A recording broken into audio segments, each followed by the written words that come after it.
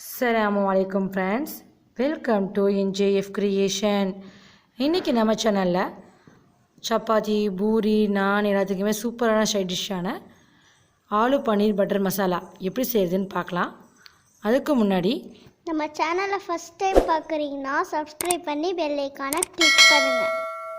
ஆலு பன்னீர் butter மசாலாவுக்கு நம்ம வெங்காயம் தக்காளி எல்லாமே ஆயிலில் ஃப்ரை பண்ணிவிட்டு ஒரு பேஸ்ட் மாதிரி ரெடி பண்ணணும். அதுக்கு ஒரு பேனை ஹீட் பண்ணிவிட்டு அதில் 1 டேபிள் ஸ்பூன் அளவுக்கு ஆயில் சேர்த்துக்கலாம். ஆயில் ஹீட் ஆன உடனே ஒரு மீடியம் சைஸ் வெங்காயம் கட் பண்ணி எடுத்து வச்சுருக்கேன். அதை கூட சேர்த்து ஒரு நிமிஷம் நல்லா வதக்கிக்கலாம். 4 தக்காளி கட் பண்ணி எடுத்து வச்சுருக்கேன். அதை கூடவே சேர்த்து நல்லா வதக்கிக்கலாம். தக்காளி தான் அதிகமாக சேர்க்கணும், அப்போ தான் டேஸ்ட் நல்லாயிருக்கும்.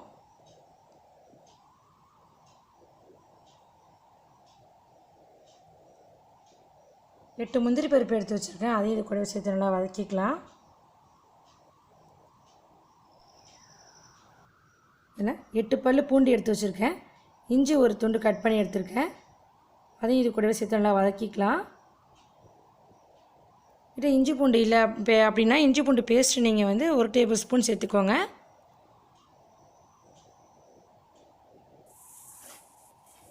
இது ஒரு 2 நிமிஷம் நல்லா வதங்கட்டும். வதங்கிடுச்சு. நம்ம ஸ்டவ் ஆஃப் பண்ணிவிட்டு ஆறின பிறகு நம்ம மிக்ஸி ஜாரை சேர்த்து இதை அரைச்சி எடுத்துக்கலாம். இதில் நான் ஒரு பெரிய உருளைக்கிழங்கு தோல் செதுக்கிட்டு இந்த மாதிரி கட் பண்ணி எடுத்துருக்கேன்.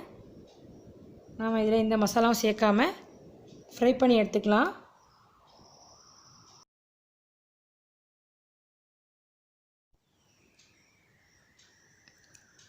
ஸ்டவ் மீடியம் ஃப்ளேம்லேயே வச்சுக்கோங்க, ஏன்னா உருளைக்கிழங்கு ரொம்ப கருகிடக்கூடாது. கொஞ்சம் கலர் சேஞ்ச் ஆகி கோல்டன் கலரில் வந்தோடனே நம்ம எடுத்துக்கலாம். இன்னும் கொஞ்சம் கலர் சேஞ்ச் ஆகணும். இப்போ நல்லா ஃப்ரை ஆகிடுச்சு. இப்போ நம்ம இதை வேறு ஒரு பிளேட்டில் மாற்றிக்கலாம்.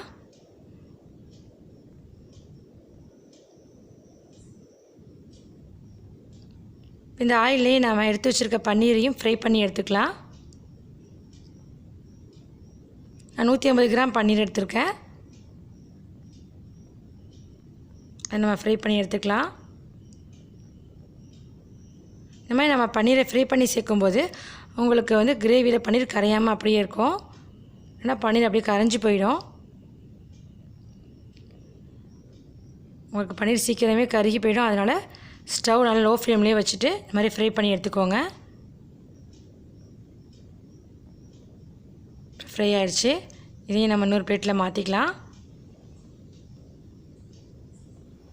நம்ம கிரேவி ரெடி பண்ணிடலாம். அதுக்கு நான் 3 டேபிள் ஸ்பூன் பட்டர் எடுத்திருக்கேன். பட்டர் நல்லா மெல்ட் ஆன உடனே இதில் 4 கிராம்பு சேர்த்துக்கலாம், ஒரு துண்டு பட்டை சேர்த்துக்கலாம், பாதி பிரிஞ்சி இலை சேர்த்துக்கலாம்,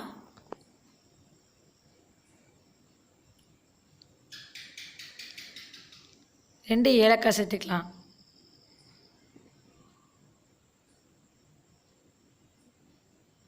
இப்போ இதில் நான் ஒரு மீடியம் சைஸ் வெங்காயம் நீல வாகலை கட் பண்ணி எடுத்து வச்சுருக்கேன், அதையும் இது கூடவே சேர்த்துடலாம்.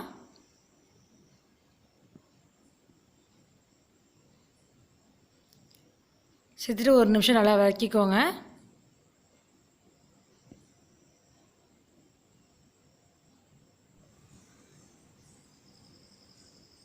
இப்போ நம்ம அதில் மசாலா பொருட்கள்லாம் சேர்த்துடலாம். 1 ஸ்பூன் ஜீரகத்தூள் சேர்த்துக்கலாம், 1 ஸ்பூன் மல்லித்தூள் சேர்த்துக்கலாம்,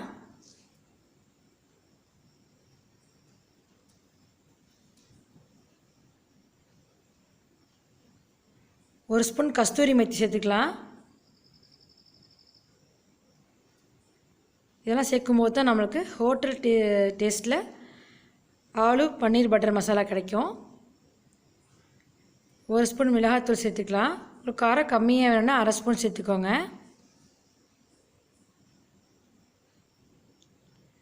இப்போ நாம் இதில் வெங்காயம் தக்காளியெல்லாம் வதக்கி அரைச்சி வச்சுருந்தோம் இல்லையா, அது இதில் சேர்த்துடலாம்.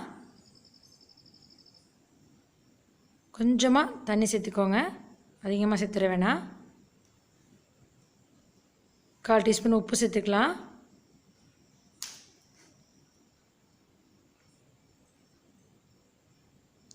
இப்போ நம்ம இதில் ஃப்ரை பண்ணி வச்சுருந்த உருளைக்கிழங்க சேர்த்துடலாம்.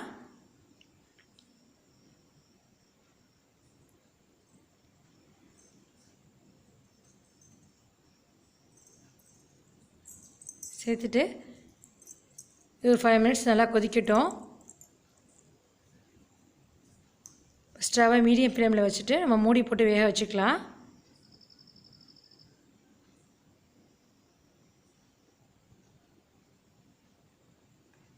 இப்போ 5 மினிட்ஸ் ஆயிடுச்சு. இப்போ நம்ம ஓப்பன் பண்ணி பார்க்கலாம். நல்லா கொதிச்சிட்ருக்கு.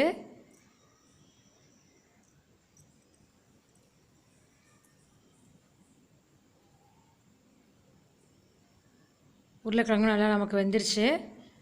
இப்போ நாம் அதில் 1/4 டீஸ்பூன் சுகர் சேர்த்துக்கலாம்.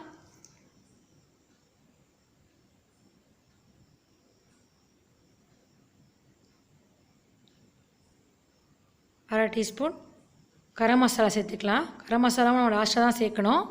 இப்போ நாம் இதில் ஃப்ரை பண்ணி வச்சுருந்த பன்னீரையும் சேர்த்துடலாம். இப்போவே வாசனை கமகமன்னு இருக்குது ஃப்ரெண்ட்ஸ். கஸ்தூரி மெத்தி ஒரு ஸ்பூன் எடுத்து இந்த மாதிரி கையால் நல்லா கசக்கி விட்டுட்டு தூவி விட்டுருங்க. நம்ம இப்போ ஃபைனல் ஸ்டேஜுக்கு வந்துட்டோம். இதில் மல்லித்தலை கொஞ்சமாக தூவிட்டு 2 டேபிள் ஸ்பூன் ஃப்ரெஷ் க்ரீம் சேர்த்துக்கலாம்.